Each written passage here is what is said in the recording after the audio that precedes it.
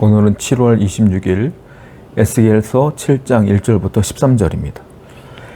또 여호와의 말씀이 내게 임하여 이르시되 너 인자야 주 여호와께서 이스라엘 땅에 관하여 이같이 말씀하셨느니라. 끝났도다. 이 땅 사람의 일이 끝났도다. 이제는 내게 끝이 이르렀나니 내가 내 진노를 내게 나타내어 내 행위를 심판하고 네 모든 가증한 일을 보응하리라. 이제 하나님은 에스겔에게 말합니다. 끝났도다. 끝났도다. 이제 끝이다. 무슨 말이겠어요? 이제는 아무리 경고해도 끝이야. 이제는 기간이 끝났어. 회개할 기한이 끝났어. 죄를 돌이키지 않는구나. 내 말을 듣지 않는구나. 유다는 이제 끝이다. 라고 하나님께서는 말씀하시는 거예요. 물론 유다는 하나님이 선택한 나라이고 유다 지파를 통하여 다윗이 나오고 예수님이 나중에 등장을 하지만 하나님이 선택한 나라이며 지파이지만 그들이 죄를 떠나지 않으니까 하나님께서는 그냥 끝났다라고 말씀하셔요. 물론 유다에 선왕들이 있었어요. 히스기야도 있었고 요시야도 있었고 하나님의 뜻대로 살려고 노력을 했던 왕들도 있었고요. 그런데 그들은 심판을 유보한 것뿐이지 딜레이 시킨 것뿐이지 결국은 유다 본성 자체는 죄에서 떠나지 않았다. 그래서 하나님은 끝이다라고 말씀하시는 거예요. 여러분, 성도는요, 죄를 어떻게든 떠나야 되는 거예요. 어떻게든 떠나야 돼요. 그렇지 않으면 끝이라고 하나님께서는 말씀하십니다. 끝은 회복할 수가 없어요. 기회도 없어요. 그냥 망하는 겁니다.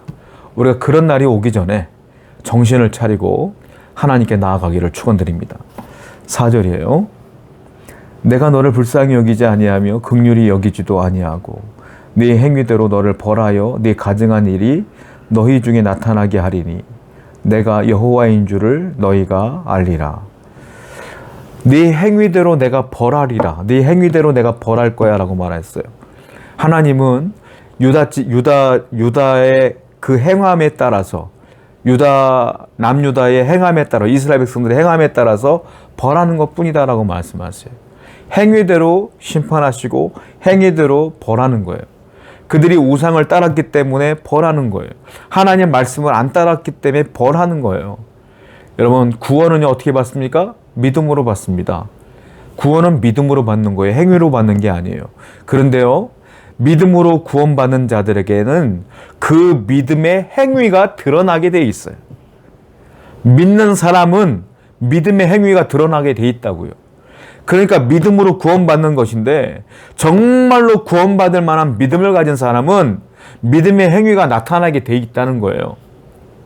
구원받을 믿음이 없는 사람이기 때문에 믿음의 행위가 드러나지 않고 심판의 행위가 드러나기 때문에 망하는 것이다 이 말이죠. 결국은 믿음은요, 행위로 드러나는 거예요. 믿음은 말로 고백하고 삶으로 드러내는 거예요. 성도 여러분, 우리가 말뿐인 그리스도인이 아니라 믿음의 삶을 살아내는 온전한 그리스도인이 되기를 축원드립니다. 6절이에요. 끝이 왔도다. 끝이 왔도다. 끝이 너희에게 왔도다. 볼지어다. 그것이 왔도니 이 땅 주민아 정한 재앙이 내게 임하도다. 때가 이르렀고 날이 가까웠으니 요란한 날이요 산에서 즐거이 부르는 날이 아니로다. 이제 유다는 결국 유다 왕국은 끝이 났는데 세 번이나 반복해요. 끝이 왔도다. 끝이 왔도다. 끝이 왔도다. 세 번 반복한다는 건 무슨 말이냐면 이거는 완전히 멸망한다는 거예요. 유다 왕국은 하나님이 선택하고 선별한 사람들이잖아요. 이 사람들의 조상은 아브라함이란 말이에요. 아브라함이 조상이고 다윗이 조상이란 말이에요. 그게 쭉 흘러나오는데 그들이 하나님을 떠났기 때문에 결국 끝이 왔도다. 끝이 왔도다 하는 거예요. 자, 구원받지 못했어요. 심판받았어요. 구원은 외적인 조건으로 이루어지는 것이 아니라는 것이에요. 혈통으로 되는 게 아니라 외적인 조건으로 되는 것이 아니라 외적인 표지가 구원을 보장하는 것이 아니다라고 분명히 말씀하고 계신다라는 겁니다. 그렇습니다. 구원은요, 내 중심으로, 내 마음으로, 진심으로 믿는 자에게 이루어지는 거예요. 내 혈통으로 이루어지는 게 아니에요. 그러므로 우리는 항상 하나님 은혜 가운데 중심을 다하여 최선을 다하여 나가시길 바라요. 하나님은 다윗을 통하여 우리에게 말씀하셨죠.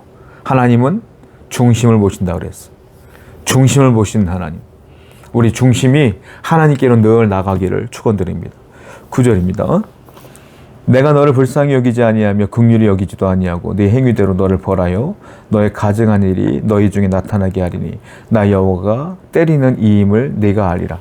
징계의 목적이 나와요. 하나님 심판하는 목적이 나와요. 뭡니까? 내가 너의 행위를 드러내려고 심판한다. 너의 행위가 드러남으로 말미암아 내가 너를 때리는 거야. 이렇게 말씀하세요.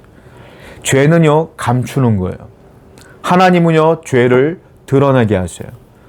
세상 사람들도 그래요. 내가 뭔 잘못을 하면, 죄를 지으면 힘 있는 자들은 권력을 이용하여, 돈 있는 자는 돈을 이용하여 어떻게든 그 죄를 덮어요.